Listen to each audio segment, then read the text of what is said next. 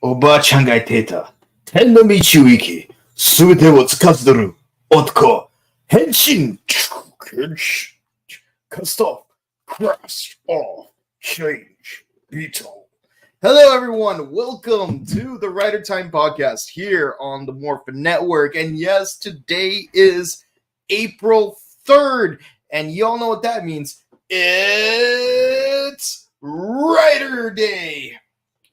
Rider Day is April 3rd every year and celebrated every 5 years.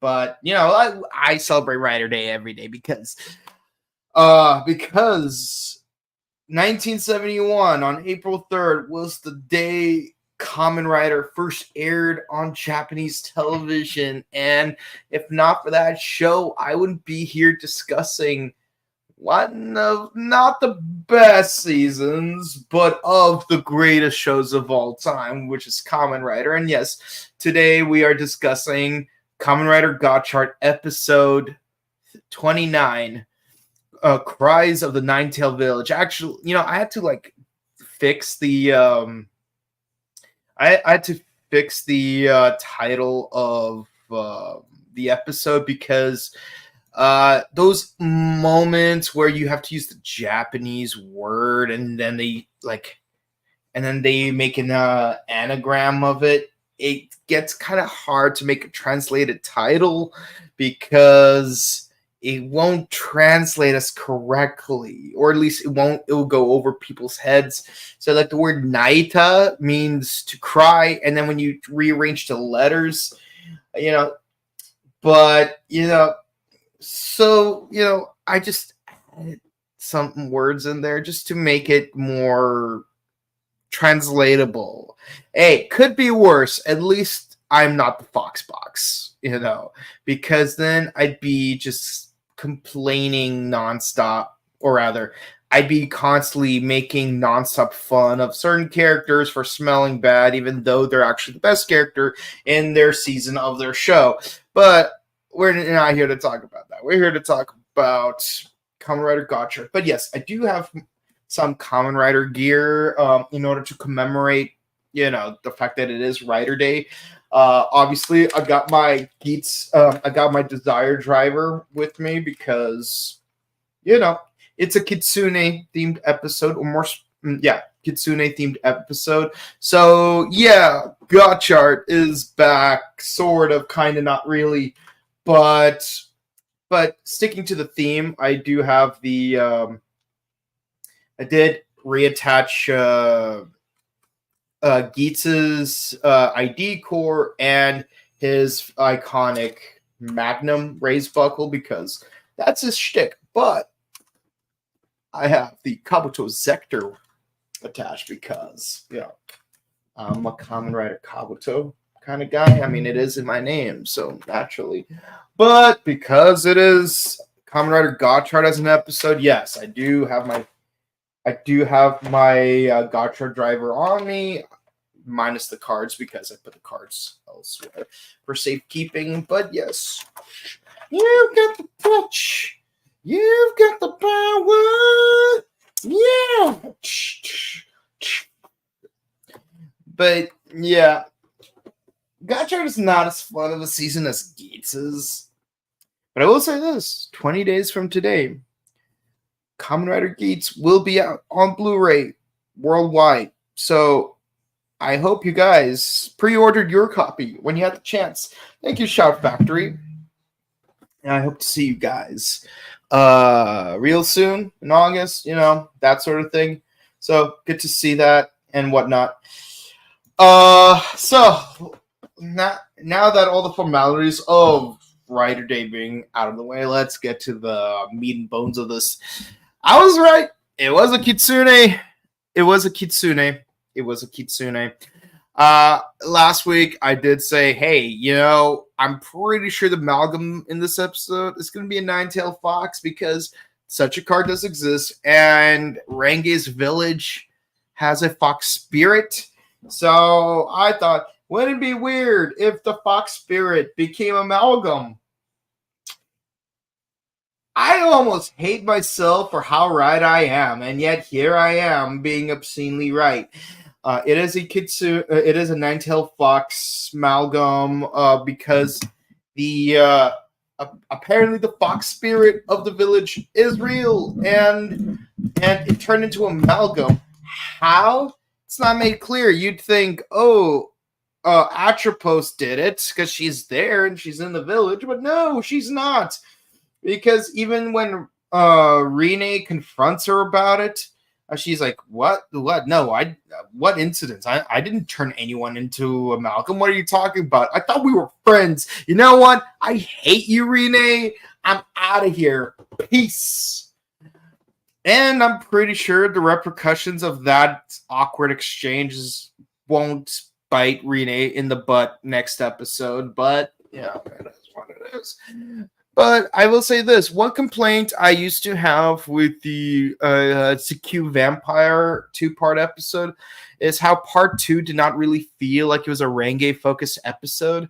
It would have Renge related payoff in a later episode, but Renge had no focus in that episode, and I complained, like, why can't she have proper focus in a 2-part episode? Finally, we get that here, and I appreciate it. Finally, things are getting good. Okay, I will say this: contrary to all the complaining I've done for the past 29 weeks, maybe 30 if we count Christmas break or New Year's, depending on how you look at it. Yeah, I actually liked this episode. This was a damn good episode. There was nothing that was so obscenely obvious that it made me groan or roll my eyes. Hotaro wasn't as annoying as he usually is. Rene got out of the way to let Renge have her focus. Renge actually got focus. The only thing missing is poor sweet cinnamon roll Sabimaru, who is away trying to fix Newton, but we don't see him at all this episode, so it is what it is. But Kajiki, he actually gets some interesting moments. He turns on Star-Lord or whatever his name is saying, "Hey, whoever caused all these calamities," and just to clarify what the calamities are, is a bunch of people, including the village elder and the land sharks. Like, they've been severely incapacitated, but they would always have like a finger or toe pointing in a certain direction, and it's kind of weird seeing it. It's like ugh, or like the feet would be like like the one of the toes just sticking out in such an unnatural angle. It's kind of like watching the Chai Productions version, Chai Productions Power Rangers Lost episode 3, where like there's like a camera dude whose only purpose in the entire video is that he's just pointing in that direction, doesn't say anything, doesn't do anything. He stands completely still during the entire episode, but there he is pointing in that direction, just to point there. It's like, oh, we have to go that way, okay. So naturally they do follow up on that, but let's see. I was talking about Kajiki. So I love how Kajiki says, whoever did this to all these people must be a criminal, and the culprit is someone among us. It's the priest. What? But you're my apprentice. Exactly. You have supernatural powers. Therefore, you had to have done it. So everyone quickly turns on the priest and Kajiki because he was his apprentice. So yeah, Kajiki fell for his own trap card, and it is hilarious to see. I love it. Yeah, and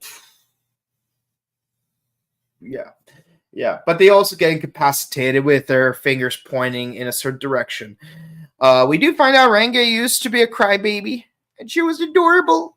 But she does take the beads with the 5 chemis on there, the Mercury, Venus, Mars, Jupiter, Saturn, as they go investigate, and their investigation leads them to the shrine with the fox spirit, and then Rene gets assaulted by the fox amalgam, and Hotaro can't seem to lay a hit on it. It's just super elusive, which kind of makes it obvious that it is a spirit. It swallows up Rene, Renge, and Renge's grandma, but Renge uses her courage to exorcise the evil spirit with this star-shaped pattern using the 5 chemis. And once they manage to escape, Hotaro does the same thing using his platinum Gotchard form, and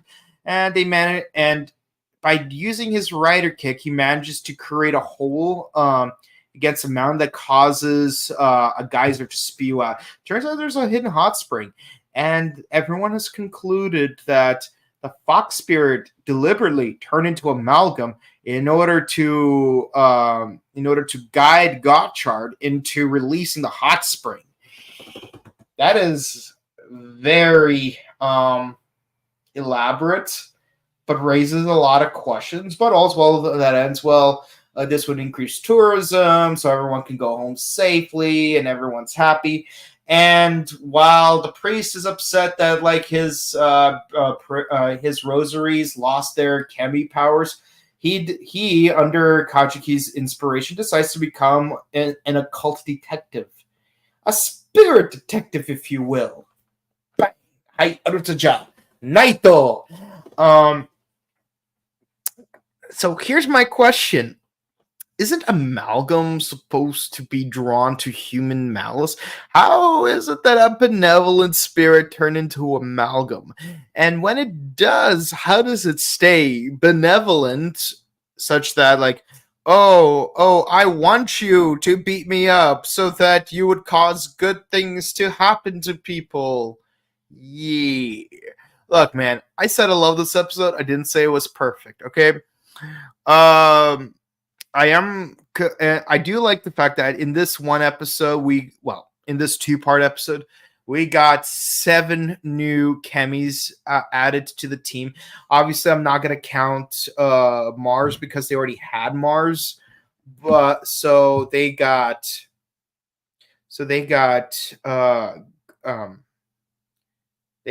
Mercury, Venus, Jupiter, Saturn, Better Umbrella, the Curepid, and Ninetales. That's 7 chemis in one go. We're up to the 80s. We're getting really close to 100, and we all know once it gets to 100, we will only have 1 card left to get. And again, I really hope it's going to be a level 0 card, because 1 through 10, and that level 0 card will be a Philosopher's Stone, because anything plus 0 equals itself, but anything times 0 equals 0. Anything plus 1 equals something else. Anything times 1 equals itself. Anything to the power of 1 equals itself. Anything to the power of 0 equals 1. 0 1 0 1 0 1 0 1 0 1 0 1. I'm just kidding. Okay. Here we are. Okay. What else? Honestly, the fight sequence, I honestly cared more about the Ninetales choreography than Platinum Gotchard's choreography. It's all right. I like how he has the 5 planets on his head, arms, and legs, but I don't know, just a lot of special effects. I don't care for that. I'm more of a choreography guy, but I love how like amalgam keeps like whooshing out of the way so perfectly, like a leaf in a gust of wind. It's just so beautiful to see. And again, it's an elusive fox spirit. It's a trickster. I like that. But yeah, what's gonna happen with Arena and Atropos? I guess we're going to get more answers in the next episode. This episode, I give it a 9 out of 10. It's not perfect, but it is one of the better episodes I've seen. And again, it's not even like super important episode, but I like these little decompression moments where we get character focus on one of our minor characters, and we have a fun story, a chem story, if you will. About, we have 5 elemental planets, Sailor Moon reference, Shaman King reference, and actually the Shaman King reference actually hits even harder because we are trying to exorcise evil spirits and stuff. So there's that. Watch Kami-sama's Kiss for no reason other than the fact that we're just talking about fox spirits. And watch Yu Yu Hakusho. That also has a fox spirit in it. So, fox demon, but still. Fox spirit, fox demon. It's still a supernatural fox. Now, honestly, I'm surprised that the next episode will focus on Hotaru having a childhood crush because, honestly, I feel like at this point, given the fact that Sabimaru's been gone for 2 episodes specifically because he needed to repair Newton, this is a perfect opportunity to do a 2-part episode where we do focus on Sabimaru. Maybe he hasn't finished repairing Newton yet, and maybe he needs to learn to not rely on Newton, And also, given the fact that we have the school crush motif and the Romeo and Juliet motif, wouldn't it be more interesting if this girl, instead of being a childhood crush with Hotaru, she would have been a childhood crush with Sabimaru instead, and she would force him to play Romeo in the Romeo and Juliet play. So you have a guy with verbal anxiety having to play a lead role in a play. It is such a perfect concept, and you have reason for Renge to get jealous because of Sabimaru got Riz, and you could just throw in a Zikyu vampire for no reason other than, hey, it's Romeo and Juliet. Ugh. Honestly, I'm not a fan of Romeo and Juliet. I do love Shakespeare, if you give me Richard III, now the winter of our discontent made glorious summer by the son of York, or Merchant in Venice, to bait fish withal, if it will feed nothing else, it will feed my revenge. Or maybe Julius Caesar, friends, Romans, countrymen, lend me your ears. I've come to bury Caesar, not to praise him. But, that's what it is. Oh, just remember another one. King John. To gild her fine gold, to paint the lily, to throw perfume on the violet. Yeah, a lot of good ones. I just hate how, in Japanese media, they keep going back to Romeo and Juliet. There's 37 freaking plays. Can't you do one of the other plays just this once? I mean, Kamen Rider Ghost, I hate that the Shakespeare icon was Romeo and Juliet theme, where its roll call is Kito Romeo to Julietto. Because imagine if it was Hamlet instead. To be or not to be. We're changing the context because instead of meaning to die or not to die, the question is to come back to life or not come back to life. Oh, see, Toei, I got ideas, and you don't use them. And I know you're not gonna use them, because I am nobody, but just a fan talking about people in not spandex, riding on motorcycles, fighting cyborg neo-Nazis and whatnot. But let me know what you guys think. Did you guys like the episode? Well, what do you think will happen in the next episode or moving forward during this arc? We got a lot of people in the comments. Today, so let's have a look-see. Triple XYZ says, Happy Rider Day. Happy Rider Day to you, too. Geets is back, sort of. Yeah, we do have a nine-tailed fox spirit. And where we last left, Kamen Rider Geets, he did turn into a into like a temple god. So yeah, he has his own shrine. Oh, the Buttery Show. Happy Writer Day from your friends at the Butter Show. I appreciate that. Definitely follow the Buttery Show because that channel does movie reviews, video game news. They did Crow Month recently, and they just finished uh, the Naked Gun trilogy. Hilarious trilogy. Definitely check it out. Chest of Greatness. So that amalgam is the Kitsune statue and a malice person. Rangi is not afraid of ghosts anymore. Yep. So who are you gonna call? Definitely not me. Juggler's gonna be a detective soon. Yeah. Dark Keeper. What's up? How you doing, Dark Keeper? Let's see. Kajiki ratted him Mauda, but gets backfired. Yeah, again, he fell on his own trap card. Next episode, Romeo and Juliet, and someone's going to be jealous again. Don't ship those two. Yeah, I wouldn't ship them either. Again, like I care more about Renge and Sabimaru. I honestly think that Sabimaru should be the focus character in the next episode. Because it would have been a perfect opportunity. Also, Renge gets a two-parter, but Sabimaru doesn't. Be interesting if you guys interviewed Richard Simpson, the voice of Keeper, and many other monsters. Well, we'll see what we can do.